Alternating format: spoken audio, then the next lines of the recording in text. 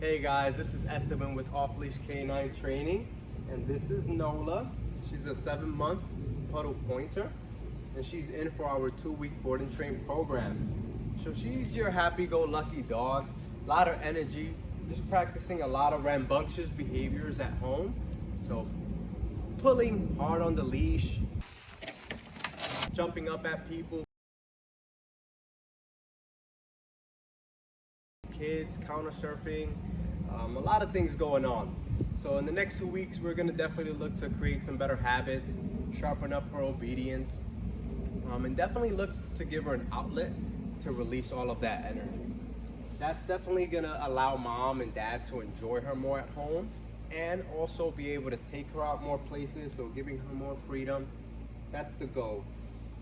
So let's see overall what commands she knows. See how she responds. Hey, girl. Hey. Sit. Oh, good girl. Down. Down. Oh, good girl. Get down. Right. Oh, good girl. Place. Place. Place. Place. Good. Good girl. Nice girl. Really nice. Hey. Heel. Heel.